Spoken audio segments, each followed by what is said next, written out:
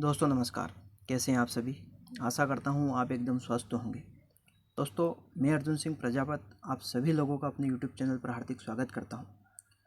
दोस्तों आज के इस वीडियो में हम बात करेंगे व्यावसायिक शिक्षा यानी कि वोकेशनल एजुकेशन के अंतर्गत कक्षा 10वीं में जो ट्रेड संचालित की जा रही है उन सभी ट्रेड में से आज हम एक बहुत ही महत्वपूर्ण, शानदार, ज़बरदस्त और एक बेहतरीन ट्रेड के बारे में बात करेंगे जिसका नाम है सोलेनेसियस क्रॉप एंड कल्टीवेटर यानी कि एग्रीकल्चर। हाल ही में जो प्री बोर्ड परीक्षा 2020-21 में ली गई थी, हालांकि वो पोस्टपोन्ड हो चुकी है, कैंसिल हो चुकी है, परीक्षा निरस्त हो गई है।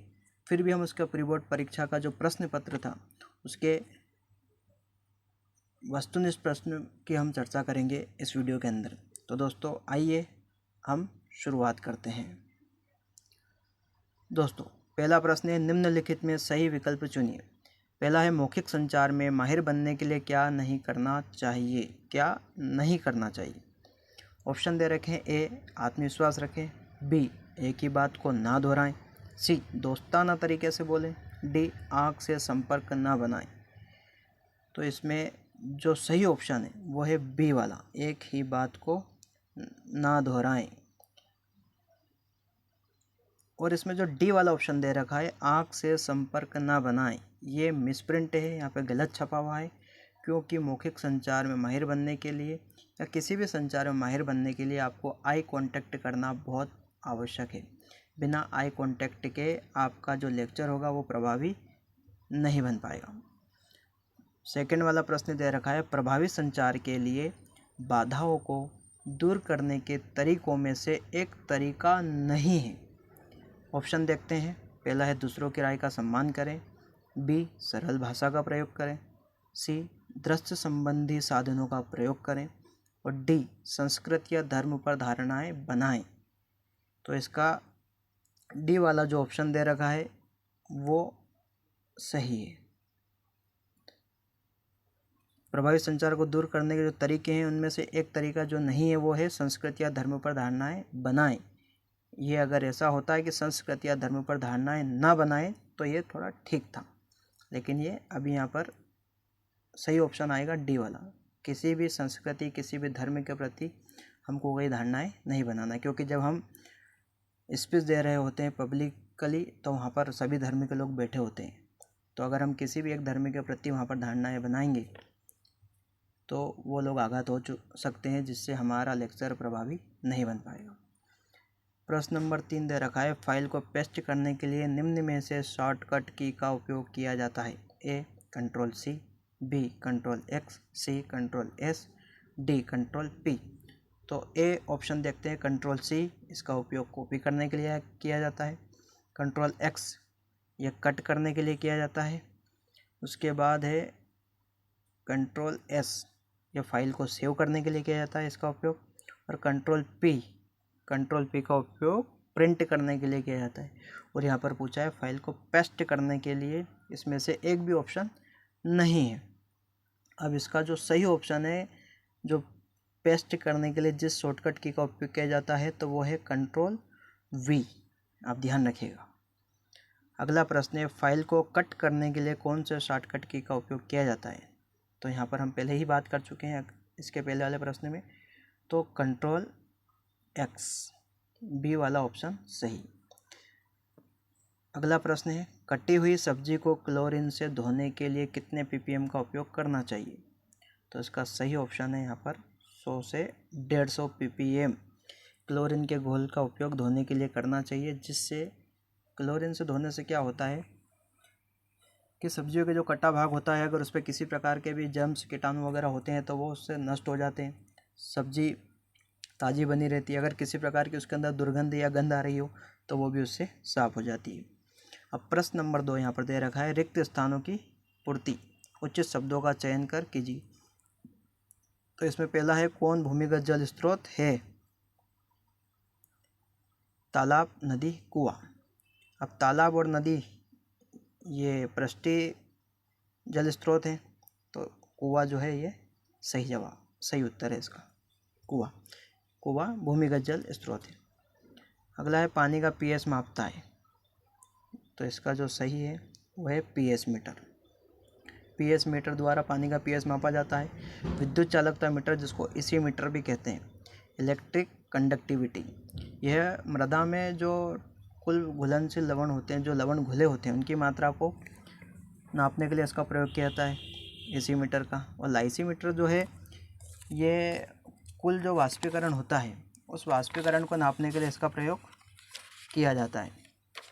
जल का अंतः स्त्रवण एवं निक्षालन का जो नापने वाला यंत्र होता है वो लाइसीमीटर है। अगला प्रश्न है, खरपतवार फसलों की उत्पादन लागत है बढ़ाते हैं, घटाते हैं, अपरिवर्तित रखते हैं। तो यहाँ पे पूछा है खरपतवार फसलों की उत्पादन लागत, तो उत्पादन लागत को खरपतवार बढ़ा देते हैं, पहला ऑप्शन सही। अगला है, कसकुटा एक खरपतवार है, वार्षिक, परजीवी, मौसमी। तो कसकुटा एक परजीवी खरपतवार है। परजीवी का मतलब होता है जो दूसरों पर आश्रित रहकर अपना जीवन यापन करते हैं। कसकुटा, जिसको अमरबेल कहते हैं, इसको डोडर के नाम से भी जाना जाता है, जिसका वानस्पतिक नाम है कसकुटा रिफ्लेक्सा। अगला प्रश्न है, हर्बिसाइड नष्ट करते हैं, कीट को, रोगजन को या खरपतवार को। हर्बिसाइड का मतलब होता है खरपतवार नाशी, जो खरपतवार का नष्ट करे। तो हर्बिसाइड किसको नष्ट करते हैं? खरपतवार को। रोगजनक को नष्ट करने के लिए फंजीसाइड का प्रयोग किया जाता है, और कीट को नष्ट करने के लिए कीटनाशी दवाइयों का प्रयोग किया जाता है।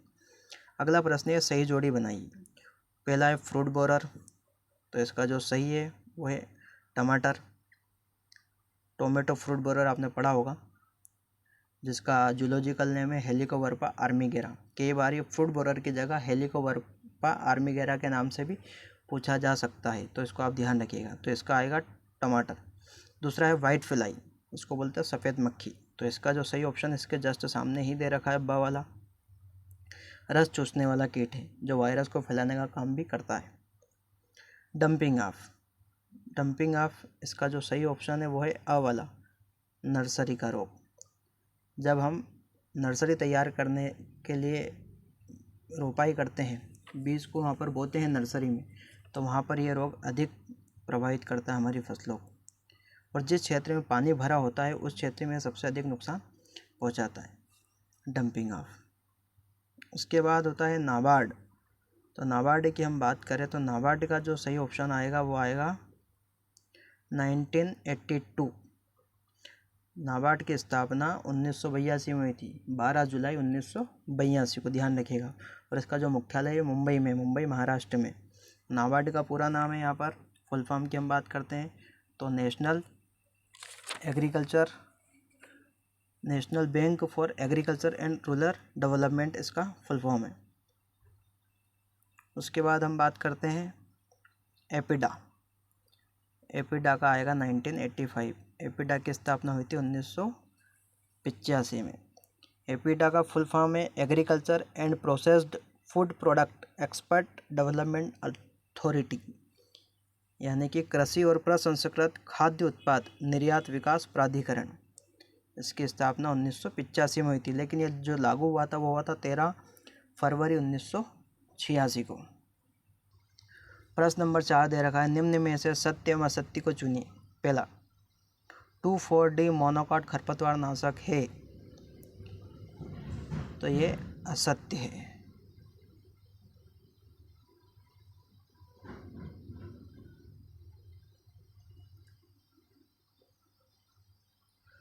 टू 4-D मोनोकाट खरपतवार नाशक है, ये असत्य है। मोनोकाट का मतलब होता है एक बीजपत्री, और एक बीजपत्री का मतलब होता है जिसके बीज को हम 2 भागों में नहीं तोड़ पाते हैं, वो होता है एक बीजपत्री खरपतवार। 2,4-D जो अधिकतर घास कुल के पौधे आते हैं उसको नष्ट करने के लिए 2,4-D का प्रयोग नहीं किया जाता है। 2,4-D चौड़ी पत्ती के जो खरपतवार होते हैं उनको नष्ट करने का कार्य करता है। आपने देखा हो गेहूं की फसल में अधिकतर इसका प्रयोग किया जाता है। दूसरा, ड्रिप सिंचाई प्रणाली से पानी की बचत सबसे कम होती है, यह भी असत्य है, क्योंकि ड्रिप सिस्टम से सबसे अधिक बचत होती है। लगभग 40 से 60% पानी की बचत होती है ड्रिप सिस्टम से। अगला प्रश्न है, लीफ कर्ल बीमारी फंगस से होती है, यह भी असत्य है, क्योंकि लीफ कर्ल बीमारी एक वायरल डिजीज़ है। क्या है? वायरल डिजीज़, जो कि वायरस से होती है। जो अधिकतर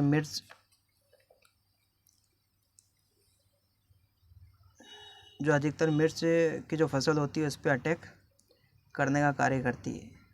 मिर्च हुआ, टमाटर हुआ, उसकी पत्तियां नीचे की ओर मुड़ जाती है, क्लोरोसिस दिखती है, मतलब उसका जो क्लोरोफिल होता है वो नष्ट हो जाता है। और इसका जो वाहक होता है वो वाइट फ्लाई होती है, सफ़ेद मक्खी ही इसको फैलाने का कार्य करती है। अगला है बैंगन की छोटी पत्ती रोग माइकोप्लाज्मा से होता है, बिल्कुल सही है, माइकोप्लाज्मा से होता है। 5वां है मिर्ची का डायबैक रोग बीज जनित रोग है। मिर्ची का डायबैक रोग बीज जनित रोग है।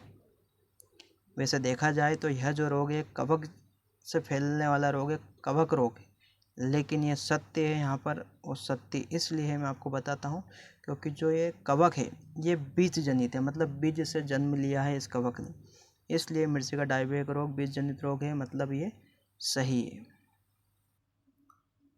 दोस्तों, आप लोगों ने अपने कीमती समय मुझे दिया और मेरे इस वीडियो को देखा, सुना, इसके लिए मैं आप लोगों का सभी का बहुत बहुत धन्यवाद करता हूँ।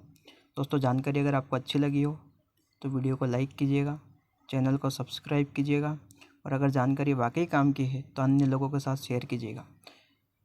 ठीक है दोस्तों, बहुत बहुत धन्यवाद। Thank you so much. जय हिंद, जय भारत।